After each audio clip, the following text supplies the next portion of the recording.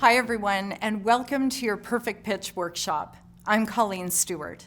In this workshop, you are going to discover storytelling. Well, you are actually not going to discover it because you are already a storyteller. Outside of work, you spend 65% of your time understanding, interpreting, and explaining the world around you using stories. Now, something happens when you go to work.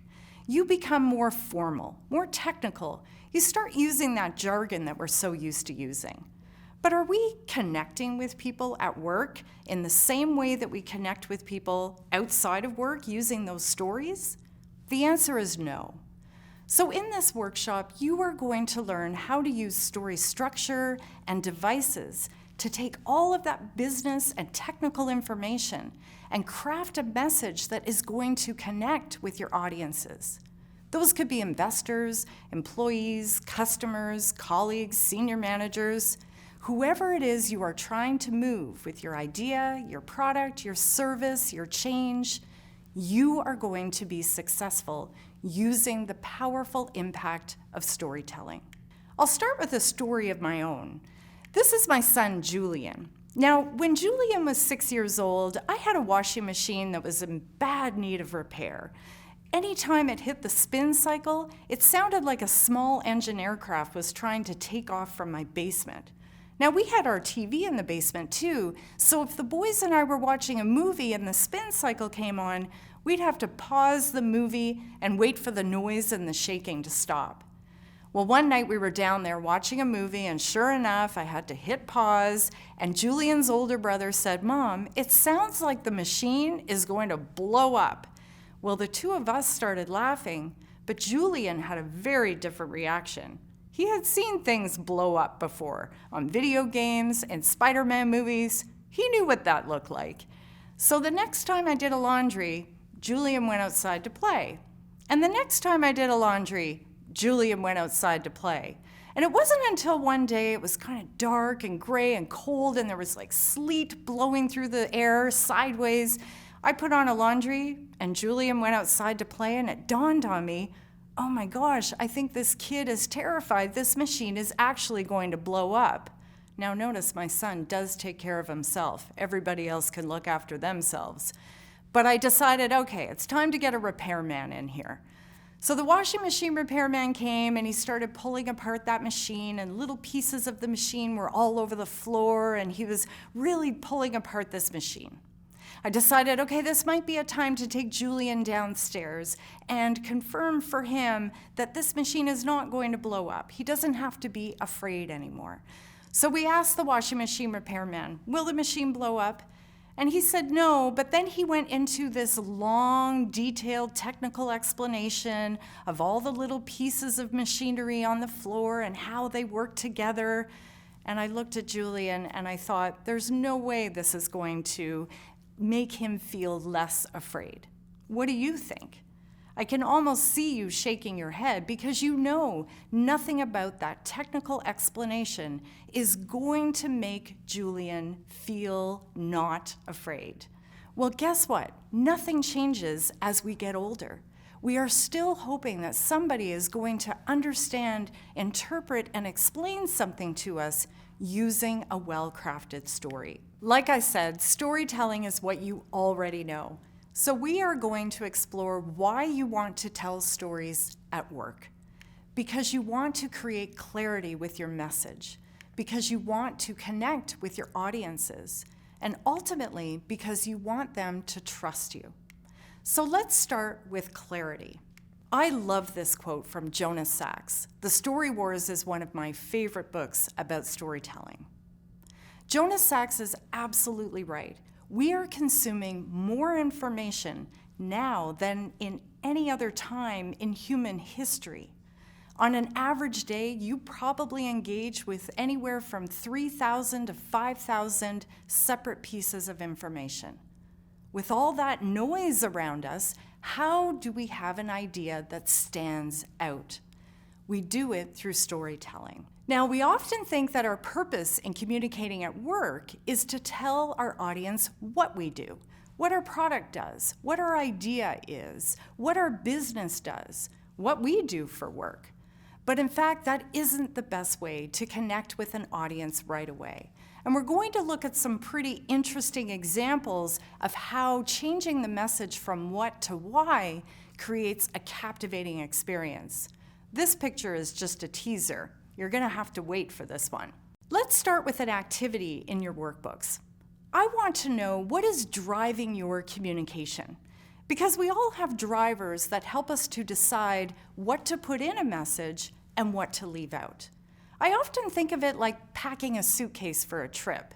My kids know if we go on vacation, they get one roller bag each. In fact, we went to Europe a few years ago for 3 weeks, and the rule did not change. I'm not paying for bags, I'm not waiting for bags, you get one roller bag. So now how do I decide what goes into my little roller bag? Well, a driver would not be variety. I'm not going for that. A driver could be, it doesn't wrinkle, it doesn't show the dirt, it goes with a lot of things. Those are the drivers that are helping me pack that little suitcase. Well, similarly, your audience wants a little suitcase of information. But let's talk about what you've been doing up to this point. You're seeing 6 words on the screen. Now, some of these are going to resonate with you right away. Maybe information is your primary driver. Or is it knowledge, showing what you know? Or maybe you have a particular area of expertise, or your business does. Is that your driver? Story could also be a driver. Logic, are you laying things out in a logical way? And persuasion. Do you believe that you are primarily speaking to people, whether it's in your presentations or your conversations, to persuade them? I'd like you to take a minute in your workbook to pick 3 of these that resonate with you. What is driving your communication up to this point?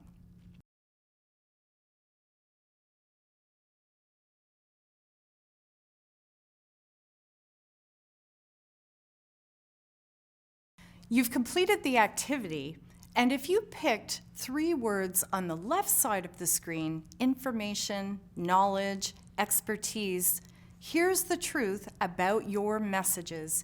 You are creating a presenter-focused message. And who does the listener care the least about when you're talking to them, especially at work? They really don't care about the presenter of that information. They care about themselves. They want to know, what am I going to get out of this message? How is it going to help me?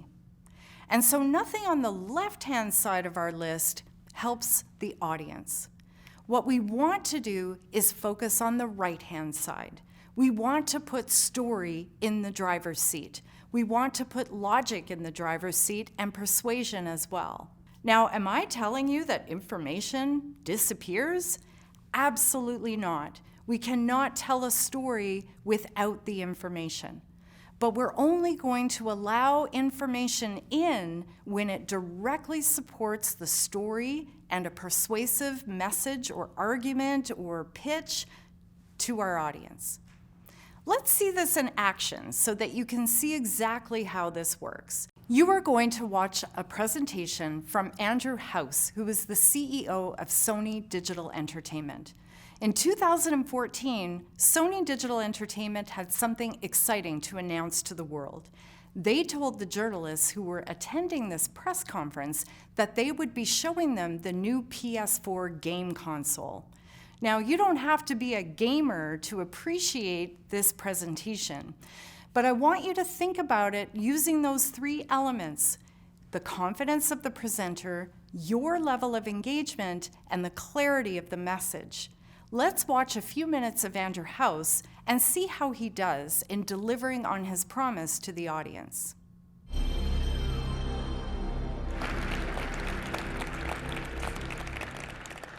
Good afternoon, and to those of you joining us from around the world, good morning, good evening, and welcome. It's a thrill to be with you here today. The stakes are high for what we're going to show you.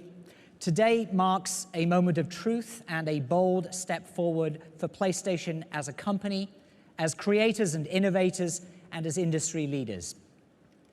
At Sony, we've always talked about our entire portfolio of technology and content, blockbuster titles, and successful entertainment franchises. Today, we'll show you how we're strengthening the PlayStation ecosystem through hardware, software, and network capabilities that, when unified, create truly magical experiences that can only be found in our world. We'll show you how we're making access to our content and experiences, social interactions and titles vastly more simplified and streamlined. And we'll show you the many ways in which the living room is no longer the center of the PlayStation ecosystem, the gamer is. With the gamer as the focal point for our efforts, we've created a platform attuned to consumers' changing behaviors and an evolving sense of play. Ease of access, regardless of location or device, has been an absolute priority. With mobility and the ability to share content and experiences becoming an increasingly important part of the gaming experience, connectivity between devices and the ease with which they connect has been essential to meeting the demands of today's casual or core gamer. Our vision for the future is consumer-centric, developer-inspired, and characterized by an unwavering commitment to phenomenal play experiences. These experiences can happen on a console or a handheld device, and we're meeting the demand for mobility with the most powerful handheld gaming system ever created, PlayStation Vita. In fact, the operating system and chipset inside PlayStation Vita is so powerful, we think it could bring significant value to gamers' living room experiences. We know the potential for expanding PlayStation Vita to the living room is real and promises to deliver amazing gameplay and multimedia. We'll be talking more about this exciting initiative later this year, but it's safe to say that we'll continue to unlock PlayStation Vita's potential. We're also focused on expanding the world of PlayStation content to smartphones and tablets via PlayStation Mobile. We've strengthened the PlayStation Network to offer more groundbreaking indie titles such as Unfinished Swan and the critically acclaimed Journey. And we're bringing more convenience and value to our gamers through programs such as Instant Game Collection and Day One Digital. Every facet of PlayStation will continue to become more powerful, and as you'll see today, remains at the heart of every new innovation we create. While our Sony heritage has long been defined by superb engineering and technology unleashed via powerful hardware, we also knew success would rely not only on a package of next-generation technologies, but on reconceptualizing how the next-generation gamer would want to play. While we once had changed the gaming landscape, now the consumer was changing us. From mobility to multi-format play to greater community engagement, as well as platforms designed to enable access to entertainment, social media, and more, the demands for a new platform were clear. Conversations with the wildly talented and ambitious minds found within the developer community helped us understand what would define the new and the next for them. We painted a picture of the future that would revolutionize not just the console, but would have implications across our entire portfolio of products. Our immersion into the gaming experience at every touch point resulted in a renewed passion for play and keen insight into the demands any new platform would have to meet to be relevant and extraordinary. Today, we will give you a glimpse into the future of play, a reimagination of the gaming experience that has been developer-led, consumer-inspired, and powerfully and thoughtfully engineered by Sony Computer Entertainment. It's designed to make accessing the content gamers love easier than ever. It's conceived as the most personalized gaming experience available today. It is, consistent with our heritage in gaming, delivering the most powerful platform ever. Is anyone feeling confused? I think so. For you gamers out there, you probably used your past experience and what you already know to help you interpret this presentation. For the rest of us, we're kind of in the dark. But guess what? So was his audience. All the journalists in the room that day knew gaming systems intimately. They were excited about PS4, and they determined this was the most confusing press conference they had ever attended. In fact, in 2 hours, no one at Sony showed them the PS4 game console. Talk about a missed opportunity. No clarity in the message, no connection with the audience, and certainly not maintaining a high level of trust. Our brains are craving a well-told story. They're literally hardwired to understand the world that way. So let's look at a different approach. Let's look at a storyteller in action. I'm going to move you back in time to 2007. Now, when the journalists arrived at Macworld in San Francisco that day, they had no idea what Apple was going to deliver to them. It was back when Apple could keep a secret. Steve Jobs takes a very different approach to his presentation. We're going to watch a few minutes of what is now seen as probably the best corporate presentation out there, the iPhone launch. I want you to rate, once again, the confidence of the presenter, your level of engagement, and the clarity of the message. And let's do something fun for this activity. Let's pretend you're a journalist in the room. I want you to try to write a headline for your story. Let's watch a few minutes of Steve Jobs and see how he does. Today, we're introducing 3 revolutionary products of this class. The first one is a widescreen iPod with touch controls.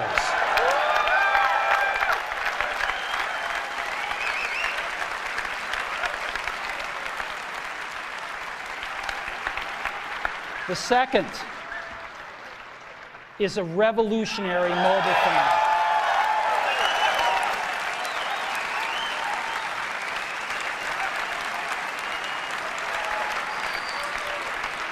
And the third is a breakthrough internet communications device. So, 3 things: a widescreen iPod with touch controls, a revolutionary mobile phone, and a breakthrough internet communications device. An iPod, a phone, and an internet communicator. An iPod, a phone. Are you getting it? These are not 3 separate devices. This is one device. And we are calling it iPhone. Today, Apple is going to reinvent the phone. And here it is.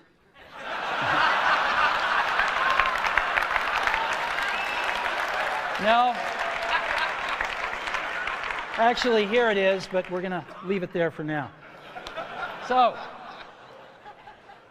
before we get into it, let me talk about a category of things. The most advanced phones are called smartphones, so they say.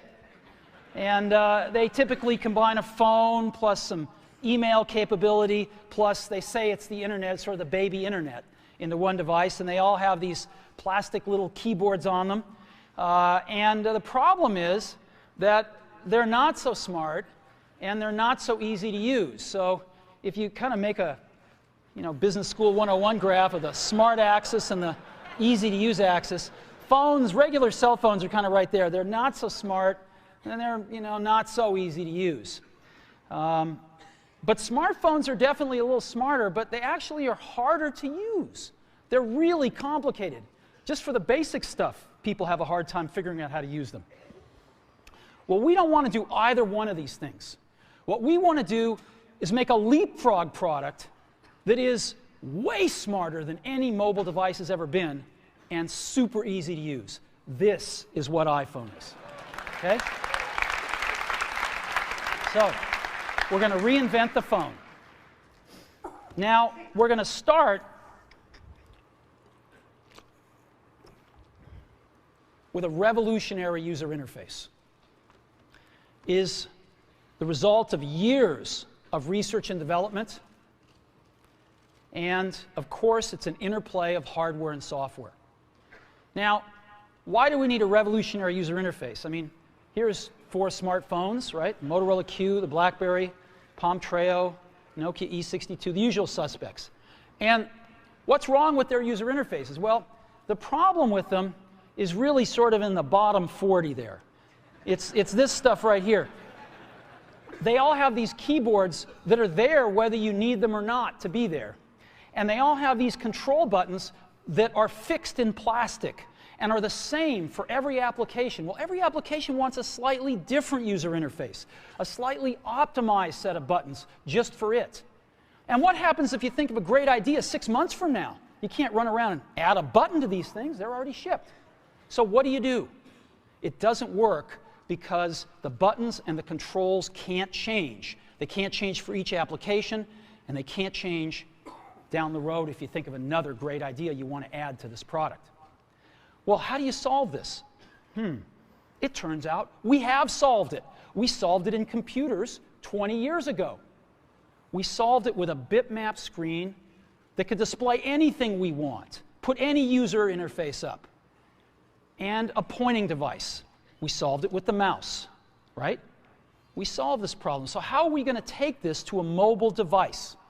Well, what we're going to do is get rid of all these buttons and just make a giant screen. A giant screen. Now, how are we going to communicate this? We don't want to carry around a mouse, right? So what are we going to do? Oh, a stylus, right? We're going to use a stylus. No. No. Who wants a stylus? You have to get them and put them away and you lose them. Yuck. Nobody wants a stylus. So let's not use a stylus. We're going to use the best pointing device in the world. We're going to use a pointing device that we're all born with. We're born with 10 of them. We're going to use our fingers. We're going to touch this with our fingers. And we have invented a new technology called multi-touch, which is phenomenal. It works like magic. You don't need a stylus. It's far more accurate than any touch display that's ever been shipped. It ignores unintended touches. It's super smart. You can do multi-finger gestures on it. And boy, have we patented it. So, Well, that felt pretty differently. Steve Jobs told us a story. I'm pretty sure I can guess what all of your rankings were on confidence, engagement, and clarity. I'm also going to wager that not too many of you had trouble creating that headline for your story. He kind of fed it to you. The #1 headline after the iPhone presentation was Apple reinvents the phone. This is the power of storytelling and its impact on our audience. Now, why does that happen? Well, something happened in your brain during the first presentation, but it wasn't a lot. So your brain on information really isn't too exciting. Our first presenter delivered disconnected bits of information and activated 2 of our language centers, Broca's area and Wernicke's area. These are the areas we use to create those sounds and symbols and drawings that make up our language. But beyond that, the information isn't answering questions the audience desperately wants answers to. Is this relevant? Do I understand this based on my past experience? And is this going to help me? For that, we need a story, and Steve Jobs delivered. Let's take a look at your brain on stories. It's very different. First of all, you went through something called neural coupling. If you were sitting in a room with a bunch of people watching this presentation, you would all be having the same emotional experience during that well-told story. And because you're having that emotional experience, your brain is filing that story away as though you lived it. You will remember this presentation for a long time because your brain reacts as though it actually happened to you. You also got a hit of cortisol. Now, I'm going to show you later on where that hit happened, but let it be known that cortisol is your pay attention drug. you kind of get peripheral vision. You get really focused when you get a hit of cortisol and you pay attention. You got a hit of a happy drug too. It's called oxytocin. This is our cuddle up and get close drug. For business, it's our empathy and connect to an idea, a person, a business drug. It helps us to take action and make decisions. Dopamine is also something that shows up during a good story. Your brain wants to remember what this experience was and how to feel this way again. So not only do we get help with decision making and action, we get a little hit with dopamine to help us with memory. Now look at the cortex activity of the brain. We're not talking about Broca's and Wernicke's area anymore. We have everything lighting up. Motor cortex, sensory cortex, smells, sounds, what we see, everything is being lit up with a well-told story. Long after this story is told, we are going to try to mimic the behavior we heard in it because of something called mirroring. You've heard the expression, monkey see, monkey do. Well, with a story you're hearing, think of it as monkey hear, monkey do. You are going to want to achieve this future that Steve Jobs has had you imagine.